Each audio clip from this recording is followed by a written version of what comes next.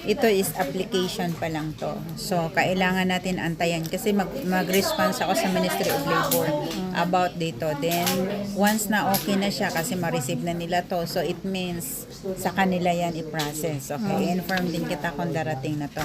Ngayon, isa dito is yung sa, kasi yung gamutan mo ngayon, matatapos siya ng ano, June. Kung matatapos na siya, kasi based dito sa record mo, wait lang. Kalat ng lamesa pa. Paglinggo, ganun talaga kasi ang dami ano. Ang ano kasi ngayon is June matatapos ka na, tama? Tapos pagkatapos mo na yan, yung June na to is meron ka pang MRI. Okay? Ang MRI mo na yan, after nyan, manghingi tayo ng certification. Okay? Kasi kailangan natin yung ano mo dito, circumcision ka ngayon, di ba? Kasi ang gamutan mo ngayon is, kumbaga, ano siya, second session mo na, pero 6 times to. So, matatapos ka ng June. Okay? Matatapos ako ng June. Oo, kasi yun po yung sinasabi na June, ano ngayon, May 24. So, nung ano mo, ngayong June 9, pang-anim mo na yun na oral chemo. Okay? Then, after nyan, mag-set ng MRI. After noon, malalaman natin kung ano yung sasabihin ng doktor. Kung okay na talaga, fully healed ka na, so walang problema, mas maganda. Ngayon, kung kailangan pang, meron pang ibang examination, so follow lang tayo sa advice ng doktor. Pero kung okay na kasi so far, ang sinabi niya dito is medyo parang good side naman sa'yo. Kaya yun nabanggit mo before na gusto mo nang umuwi kung okay na. Kaya yun yung sabi ko sa'yo, i-apply ko na to siya. Ngayon, pero yun lang talaga yung approve nila, kaya pasensya ka na. Hindi naman po ako mag-desisyon yan. So, step by step tayo. Ngayon, ang chemo mo is mag-e-end siya ng June. After nyan, ano ka talaga, request ka ng medical kasi ang status mo ngayon, ang status mo ngayon is mag-ano ka, kumbaga, i-reopen ko yung ano mo, i-reopen ko yung status ng ano mo, yung, di ba naka-stop yung transfer mo ngayon. Kaya kung hindi pa papayag yung anak mo kasi dahil sa status mo, okay lang yun, okay? I-inform mo ako kasi after ng chemo mo ng June, Yes, ma'am. kung talagang may result na doon sa MRI, malalaman natin kung ano yung advice ng doktor. Ngayon, kung ang sabi ng doktor, okay ka na, fit to work, so kukuha tayo ng medical certificate that you are fully fit to work. Okay? So, kung pwede ka nang mag-work, so walang problema. Then, i-reopen ko yung stop permit mo. Di ba, pinastop ko yung transferring kasi dahil nagkikimo ka ngayon. Kung halimbawa na okay na, so, i-reopen, magpapadala ako ng application, official letter sa Ministry of Labor na i-open na, attach natin yung medical certificate mo. Kung okay na yung ano na yan, ma-aproba ng MOL. So, kasi August 1 yun, di ba? Yes, ma'am. Oo. Doon mag-stop yung ano mo. Mag-stop yung transferring mo. Kaya before August 1, dapat kukuha tayo ng medical certificate from the doctor. Kasi yan po yun, doon tayo magbabase kung ituloy pa ba yung gamutan nyo na i-stop pa itong i-stop pa tong transferring, kasi kung hindi na, i-open ko siya.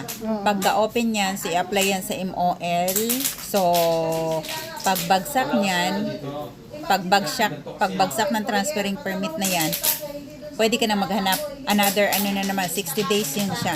60 days. Okay. So it means 2 months din yun. Oh, yeah. 2 months din siya. So shall we say October, kasi meron pang processing time yan. So October middle siguro. Okay, mga October yan. So ngayon, dito kung hindi ka pa talaga makahanap, i-try nating i-apply ulit. Pero I'm not sure kung mabigyan kayo kasi ano na yan magbabase yan sa evaluation ng MOL. Okay? Kaya kung sinabi ng anak mo by July, na huwag ka muna. So, Oo. ito, sa Pwede expected pa, ko ngayon pwede. dito, hanggang October, walang Oo, problema. walang problema, ma'am. Kahit Okay. dyan ako uwi. Oo. Ma'am ha? Okay. Okay, thank you, So, thank you. ngayon- Pwede pa ako mag-stay sa shelter? Shelter, yes, I try to process it everything. Thank you, ma'am. Thank you.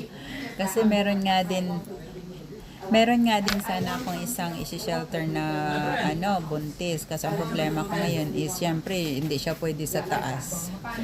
Oo, kaya pina-shelter ko siya sa ibang shelter. So, kasi yung sabi ko, meron ding mga pasyente ako dito. Kaya kailangan din sa baba kasi nagkikimo sila. Kaya yun, walang problema. Tapos yung sa'yo naman, ngayon, ito na to yung nag-usap na tayo hanggang June. Oo, So, hanggang ang chemo June. mo. Siyempre, may mga examination pa yan. Naabot ka pa ng mga July niyan. Yes, ma'am. Oo, tapos itong na to, ipaprocess ko na rin siya after ng chemo mo. Oo, yes, Di ba schedule ka ng MRI? Oh, Oo. MRI sa June. Oo, so June is sabihin mo sa akin kung na yon, kung may time ako masamahan kita, especially sa result ng MRI para at least makausap ko yung doctor. Kasi kailangan ko yung medical certificate mo kung ano yung magiging steps sa kasunod na gamutan or kaya kailangan mo nang i-open yung transferring permit. So, masabi ko doon sa doctor kung anong content doon sa medical certificate na kailangan ko. Okay. Kasi yun po yung gagamitin ko pag-process doon sa MOL. Tapos, yun yung sinasabi ko, mula pag-process doon, di rin naman siya aagad na lalabas yan. So, maaari yung 2 to 3 weeks, normally po yung application. So, saka na yun babagsak yung permit. Tapos yung permit na yan, 2 months. 2 months. 2 months. So, aabot ka talaga ng October again. Tapos yung ERC mo ngayon, kailan yung expiration mo? Ano, ma'am? January. January 15. Walang problema. 15. So, January 15. So, meron pang time. Kasi once na talaga yan, kung expired na itong mga months na to, pwede ko naman po yung i-apply. Pero okay pa, ma'am. Okay pa yung Yes, ERC. okay pa yung Sakto ERC mo, yung gamutan mo, yung health card mo ngayon, under the TIWA din po yun. Kaya walang problema doon sa gamutan mo. Ang sa atin na ngayon is, kumbaga, follow the advice yes, of the ma'am. doctor. Yes, ma'am. Yes, Then kung ano yung mga procedure dito, your ERC, transferring, lahat yan. So, i-pay attention ko yun. Okay? So, walang salamat, problema ma'am. sa'yo. Salamat, ma'am. Good luck. Kaluyan, maingon siya nga okay na, fully healed. Di na mauli na. Okay, so, inform mo na lang. Oo.